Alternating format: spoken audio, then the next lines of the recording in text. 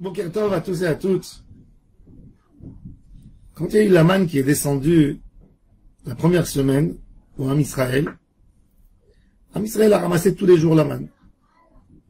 Chacun trouvait la manne à côté de chez lui. Il y avait d'autres qui sortaient en dehors du camp pour récupérer encore un peu. Et une bracha extraordinaire dans la manne, qu'il n'y avait ni en plus ni en moins. Chacun, ce qu'il doit manger, c'est ce qu'il recevait. Pour obliger le Ham Israël à rentrer dans un système de Emouna, il n'y a rien besoin de garder pour demain. Ce que tu vas manger demain, tu le recevras demain d'Hachem. Et mon cher Rabbeinu, le vendredi, il aurait descendu une quantité doublée au Bnei Israël. Ils ont été étonnés. Et mon cher Rabbeinu leur a dit, oui, récupérez aujourd'hui le double, car demain, vous n'allez pas trouver dans les champs la manne qui va descendre le samedi. Malgré tout, il y a eu les Juifs qui sont sortis avec des sacs, et ils ont cherché dans les champs la manne. Et Akadosh Baruch Hu s'est mis en colère. C'est une des épreuves que le Ham Israël n'a pas tenues. Et il a dit à Moshe, Ad Ana, me'amtem lishmor mitzvotav et Torah. Pourquoi vous refusez à garder mes mitzvot, ma Torah? Le Mefarshim pose la question, quand Akadosh Baruch Hu parle avec Moshe, il met aussi Moshe dans le pack. Parce qu'il lui dit, jusqu'à quand vous refusez d'écouter ma Torah? Moshe Rabbeinu Chas v'Shalom, lui, il n'est pas sorti avec un sac dehors pour ramasser. Il aurait dû lui dire, Ad Matayim me'anu.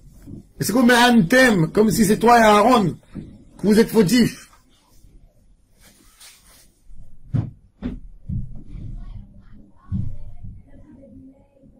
Bémet. Là, il y a une grande base de la Torah dans l'éducation. Mon cher Rabbeinu a annoncé au Bnei Israël l'idée de garder le Shabbat, qu'il ne faut pas sortir dehors que le vendredi.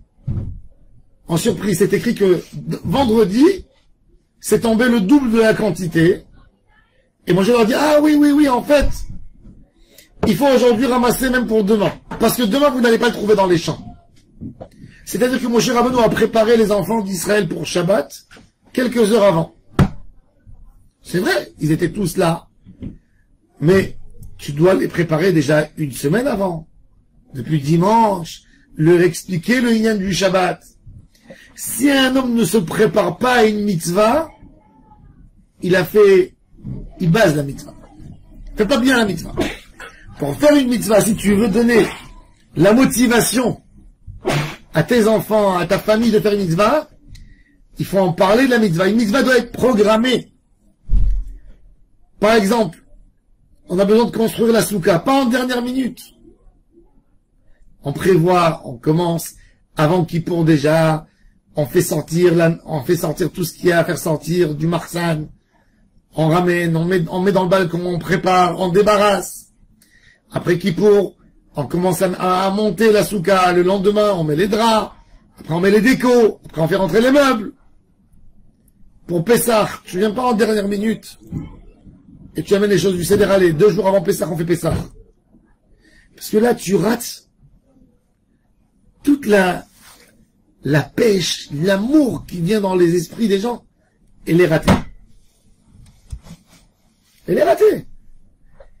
Le Ramban, il dit, ça c'est la mitzvah de mentionner tous les jours, à la fin de Shachrit, quand on fait le Shir Shelium, le psaume du jour, le chapitre du jour, alors tu dis Hayom Yom Echad Be Shabbat. Hayom Yom Sheni Be Shabbat. D'après le Ramban, ce mot Be Shabbat, je suis le dimanche du Shabbat, c'est pour réveiller en moi déjà l'envie de me rapprocher à Shabbat. Et c'est une mitzvah ta'aseh mina Torah. Akadosh Baruch Hu fait un reproche à Moshe Rabbeinu. Pourquoi tu n'as pas réveillé dans le Ham Israël l'amour du Shabbat? On ne peut pas reprocher aux non-religieux pourquoi ils font pas Shabbat. Ils ne connaissent pas l'amour du Shabbat. Quand un enfant il fait pas Shabbat, il a décidé de ne plus faire Shabbat, c'est parce que dans la maison de ses parents, Shabbat n'est pas agréable. Si on veut transmettre à nos enfants l'amour du Shabbat,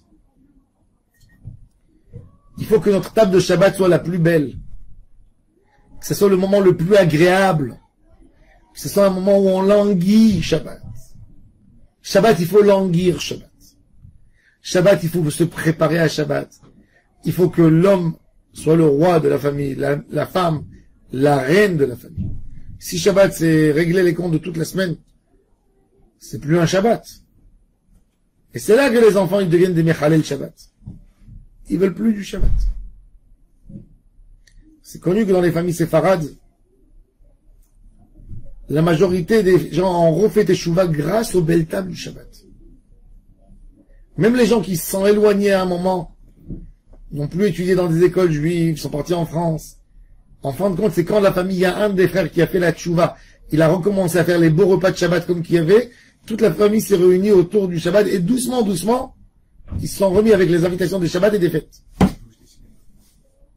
Et c'est comme ça qu'ils ont ramené en France, c'est les kidouches des synagogues qui a ramené les gens. Pourquoi? Parce que Shabbat, ça doit être agréable.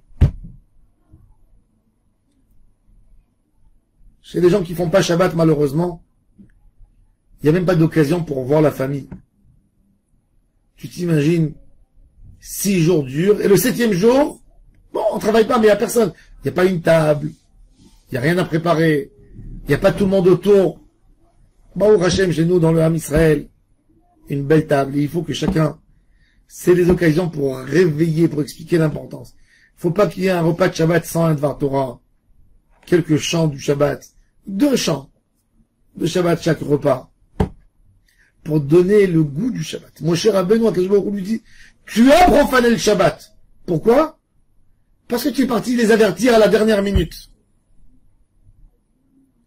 Shabbat, c'est à se préparer.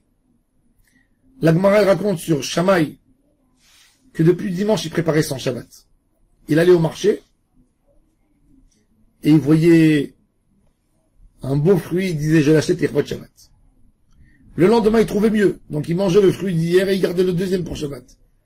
Le 3e jour, il trouvait mieux, donc il mangeait le deuxième. Donc toute sa vie, il mangeait l'Ichvot Shabbat. Et il avait une mida que Kadosh Baruch Hu va lui donner le jeudi ou le vendredi. Mais malgré tout, il n'a pas enlevé le inyan de la préparation du Shabbat.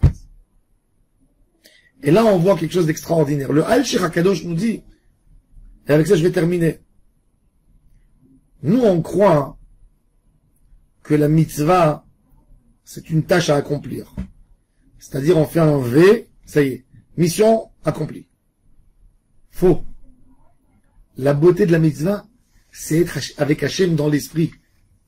C'est-à-dire, nous on s'imagine que quand une femme, elle prépare un gâteau pour ses enfants, elle fait un gâteau d'anniversaire, c'est quand le meilleur moment? Nous on s'imagine que le meilleur moment, c'est quand son fils, il est dans l'anniversaire, il prend le couteau, et il mange le gâteau et tout le monde applaudit. Mais en réalité, le plus beau des moments, c'est quand? C'est quand la maman, elle tamise la farine, elle casse les œufs dans la cuisine, et elle dit, tiens, je vais ajouter cette crème, je vais faire ce goût parce qu'il aime bien ça. Je vais lui faire un beau décor sur le gâteau. Ça, c'est les plus grands moments où l'amour s'exprime dans le cœur. Le Shabbat, on est devant une table. On mange, on chante. Mais le Shabbat, quand il travaille sur notre personnalité, quand madame, elle fait la cuisson des salades pour Shabbat, quand elle prépare le plat du Shabbat, elle dit c'est pour Shabbat, et elle dit je vais mettre ça parce qu'il y a tel fils, ce Shabbat avec nous, et il aime bien, quand je mets ça et ça dans la dafina, il aime bien ça dans le couscous, il aime bien. Ça, c'est le Shabbat. C'est là où tu prépares ton Shabbat. Et c'est pour ça que c'est tellement important, la préparation du Shabbat. Le Mishnah Berurah, il crie beaucoup sur le fait que les gens ne préparent plus le pain à la maison pour Shabbat. Il dit avant, dans tout le Ham Israël, même si dans la semaine, on achetait le pain chez le boulanger, pour Shabbat, et jamais les gens achetaient du pain des chalotes prêtes. Il dit que du moment où on a perdu ce beau minag, où les femmes préparent, il dit il n'y a plus de bracha dans la maison. La bracha de la maison, c'est quand la femme elle fait sa frachat challah. Il y a la mitzvah de challah. Il y a la mitzvah de préparer son Shabbat. Ça donne une odeur de Shabbat à la maison. Tu rentres déjà jeudi à la maison. Il y a l'odeur du Shabbat. Il y a l'odeur et ça remplit. Quand les gens, ils se pensent intelligents et qu'Akadosh Baruch Hu donne toujours une grande bracha, un succès à tous nos traiteurs, qu'on aime beaucoup. Mais quand quelqu'un, il achète ses plats prêts pour Shabbat, il n'y a aucun préparatif du Shabbat à la maison. Et c'est exactement ça, la faute et l'erreur de Moshe Rabbeinu, d'aller annoncer aux enfants d'Israël, le vendredi, vous savez, demain, c'est Shabbat. Am Israël ne pouvait pas garder bien le Shabbat puisqu'ils n'ont pas attendu le Shabbat. Là, la Torah nous montre que le Ikar du Shabbat, c'est l'attente du Shabbat. C'est quand je vais avoir un moment où je peux être avec Akadosh Baruch Hu. Il aurait dû leur dire avant. Il aurait dû leur dire, et c'est pour ça qu'Akadosh Baruch Hu le met avec eux dans le pack. Ad matay me'antem lishmoa bekoli. Donc nous tous, on va se préparer au Shabbat. Chaque jour, on voit quelque chose. Le Rav Shach, Motzae Shabbat, prenait les chandeliers de sa femme, il les nettoyait et il préparait déjà les bougies dans les chandeliers pour commencer la semaine avec l'attente au Shabbat. Il disait l'Ichvot Shabbat Kodesh et il préparait déjà les bougies dans les chandeliers pour Shabbat qui va suivre et qui va venir la semaine prochaine. Ça, c'est quelqu'un qui aime le Shabbat. Que Hachem nous aide, qu'on transmet à nos enfants, à notre entourage, l'amour du Shabbat. Et là, va venir après toutes les halachot du Shabbat Kodesh.